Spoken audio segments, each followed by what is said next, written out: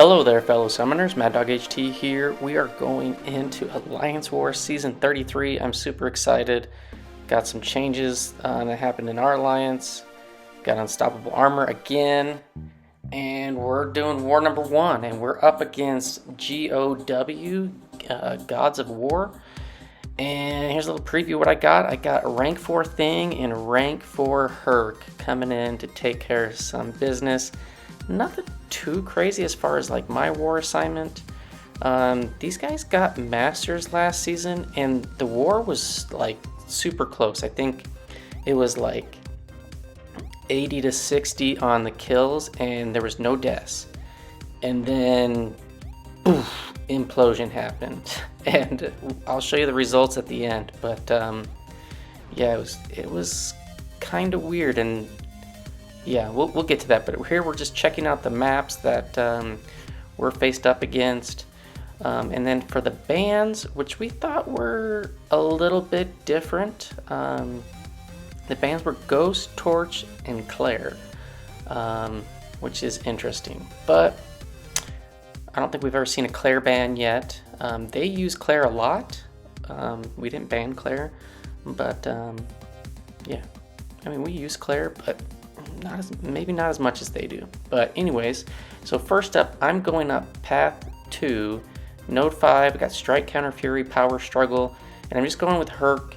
And the main reason why I'm going to use Herc here is because on his special one, he gets, I don't even know what it's called. It'll show up in here in a second, but he gets the thing that bypasses, it's True Sense, bypasses the auto block and miss.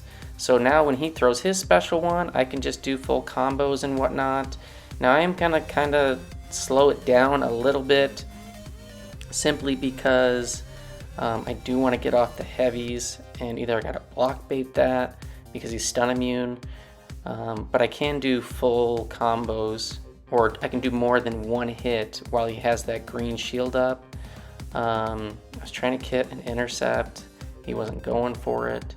We also get those concussion, special concussions on us, so it's keeping us healthy.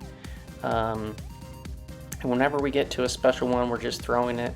I did some duels, and I was trying to see if I had enough of those special concussions, if the True Sense wouldn't get activated. And I did it a few times. It didn't prevent it. I'm thinking it can, but in the duels that I did, it didn't, and the fight wasn't going to go as long as my duels. So yeah, but Herc took care of business, and with full health, we're going Corvus. We're going to put on a Power Start 1 boost for this one and for the next fight. Power Start 1 doesn't help on the Power Struggle node. You won't get the bar of power, and this just helps the strike counter. You can play a little bit more freely and not have to worry about getting your special off right at the most opportune time when all your charges are running out. Now I did try an intercept there and I got clipped. Not the biggest deal. I'm going to throw off special 2. He gets stunned, and I was going to go for a heavy. I should have, but that's alright. We just keep going back. Now we're just going to get special 1. I was late on the counter evade for that special, and I know Corvus is not too hard. I was, had it just been me choosing my assignment and with no other people putting any input in, I would have just used Thing for both of these fights. But I'm venturing off into some new areas. I got a rank 4 Herc. I got to use him, right?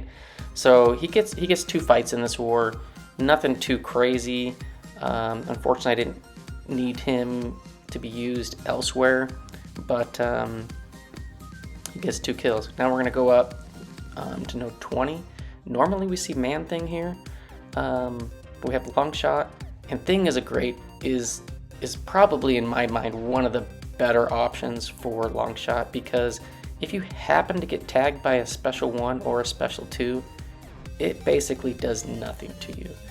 So with that said, we do have a White Magneto Guidance pre-fight placed on this, so I can get the passive stuns and I don't have to worry about the Masochism eating up the stuns. And because I have the power start 1, I'm just going to be building up my rock stacks to 20 and then throwing my special 1. I'm not going to cheese this fight like normally I would with ignoring the strike counter node. I am going to play it as is, and that's just going to build up my furies. It's going to build up the damage. And yeah, I think somewhere in here we do get clipped by like the first part of the special 2, because he stops throwing his specials, but it's not that big of a deal. You're gonna see it barely does anything to me. I think it actually triggers my protection. He never gets any furies in this fight, if I remember right. So here we're trying to bait out a special 2, and finally he throws right there. I get clipped at the beginning, but I lost like nothing. No health loss pretty much. No big deal. We finish him off with a special 2. Rank 4 thing. Love him. Takes care of business against that Longshot. And yeah, that was the contribution for section 1. We use Spider Gwen with the white mags pre-fight on this Mordo Mixmaster. And then this morning, wake up and I just have one fight in section 2, and it's this rank 4 Doom on Hazard Shift, Shock and Bleed, and then one eye open. So if you stun, any damage that you do while stunned gets reflected back to you, but Thing has a couple tricks up his sleeve with protection, and you're going to see that I utilize that I think twice. So I think the whole game plan here, I put on a regen boost just to kind of top off that health that I lost in the other fight. I'm just going to parry, build up my rock stacks to 15, and the next one I'm going to parry heavy, trigger protection. You're like, whoa, what happened? Well, I have full protection on, my thing is max sig, so the one eye open node means nothing. So while that protection is up and I have 20 rock stacks, I can hit well under the stun, which is really nice. And yeah, so I utilize that to my advantage, and I think I'm just gonna build up to a special. I think I might throw the special 1 here. Yeah, so there I trigger protection again, throw it. I'm at full health. I'm not getting any of that damage reflected back. Convert some of those rock stacks into those passive furies. And I think we do pretty well through this fight for like the first half. And then there is, I think I get clipped once by the special 1. And then there was one time where I did hit him while under the stun. And you know, it wasn't like a huge hit. It was like 3,000 damage or something like that. And that did get reflected back because I didn't have protection or anything like that up. So here again, boom. While he's stunned, trigger protection, 20 rock stacks, no problem, no damage reflected. And yeah, we're just going. This guy doesn't have a lot of Mystic Dispersion, which can be kind of nice. I mean, if it was max, it would be annoying. 3 or 4 out of 5, I actually would prefer that, because then I think he would be able to spam special 1s at me more. And then we just got to dex it and counter. And if he kept throwing, you know, I could keep countering it. So here we're at 50% about, and he's kind of being stingy with throwing. And I think this is where I hit him with a stun. Maybe it's right after this. And I should have done a couple parries and trigger protection, but things are very safe here. You can work around the one eye open. He's shock immune, he's bleed immune. And if those bleeds do hit, they will convert your rock stacks into furies. Yeah, there I ate a special 1. I just totally missed that one. I think it's right here where I parry him. I missed two special 1s right there. So yeah, there I got some damage reflected back, and I'm like, I didn't trigger protection, I should do that. There we go. And I go from heavy into special 2, light him up with a big cannonball, and we're just gonna finish this off here. Here I'm just I mean, a lot of times you can just block bait on this node. I know Doom has a lot of block penetration. This is the last fight with things, so I'm not really concerned about with how much health I come out with. This is a lot longer than I probably thought it would take. Had I used some like science power back boost, probably could have helped. But I did feel like this guy was a little bit stingy on his specials. But rank 4 Doom goes down with very, very little issues.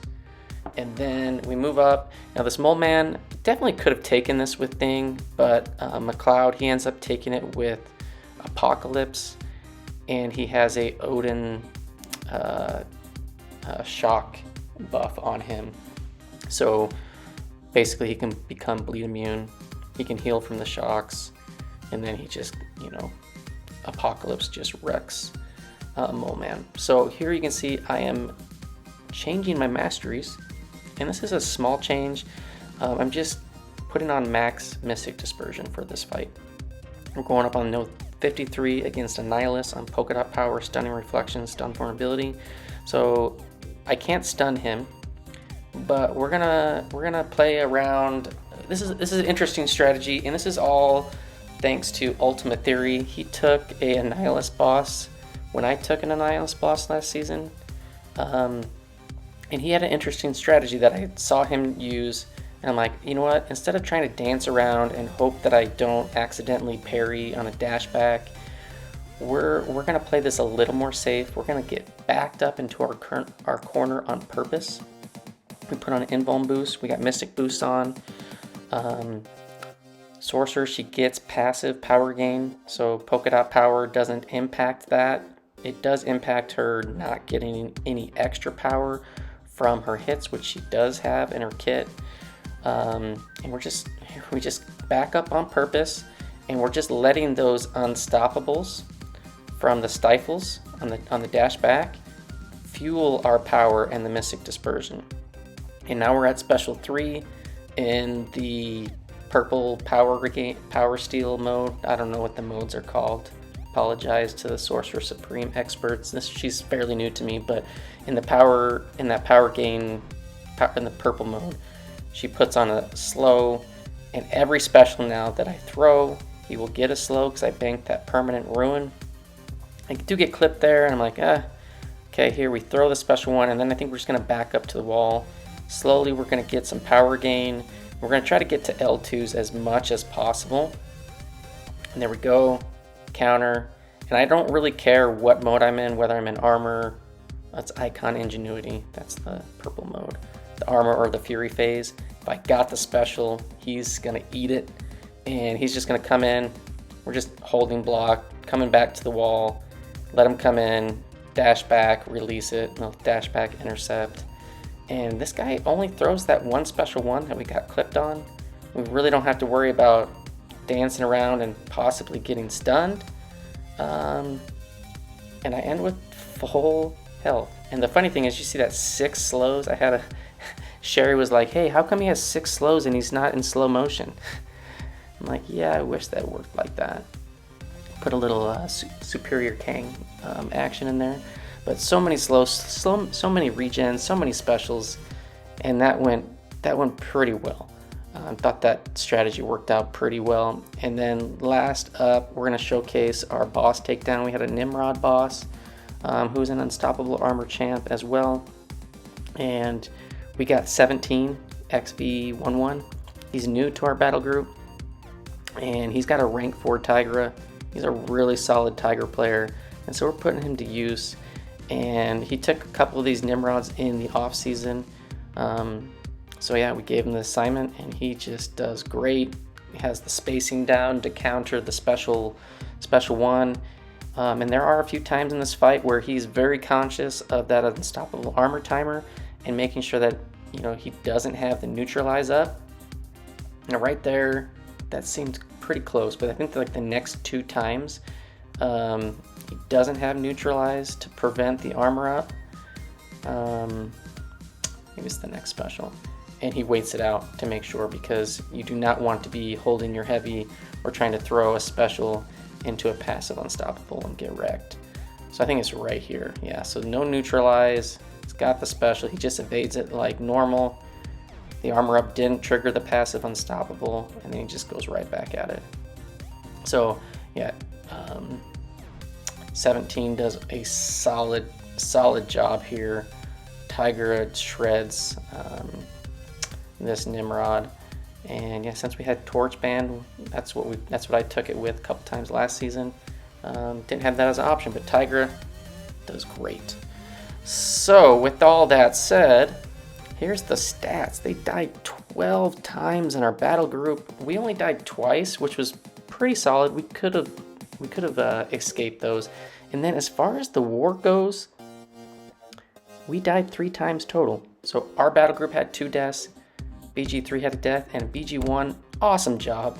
Angry Bird for awesome plan. They got the donut, and they died 34 times. I really don't understand what was going on with their alliance, because they had basically every battle group. They had 1 player that didn't join and play, so they played with 9 guys. I don't understand why you would do that, why you'd plan like that. Doesn't make sense to me to utilize. I mean, there's got to be some ways to fit people in with better champs or pre-fights or whatever. But with all that said, thank you Gods of War for the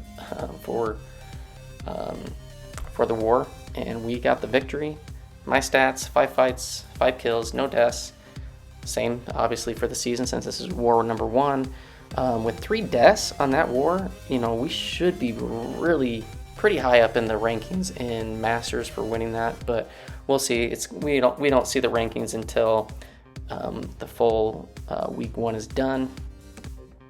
And then here's my little collage. It's pretty slim right now. 1 war, 2 fights with Thing, 2 fights with Herc, 1 fight with Sorcerer Supreme. And yeah, this will grow. I really like looking at this and kind of seeing who I use, who I fought across the season. Luckily, I didn't fight any Eye Hulks this war. It seemed like he was almost in all of my fights, all my past last season, and you know, he's pretty simple, straightforward champ to fight. But yeah, Corvus, I haven't fought him in a while. Overseer, the Annihilus fight, that was really fun, and the Doom fight, taking out a rank 4 Doom, love it.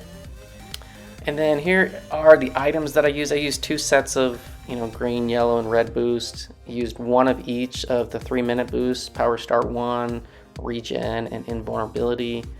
And used a couple of the class boosts. I'm gonna be keeping track of.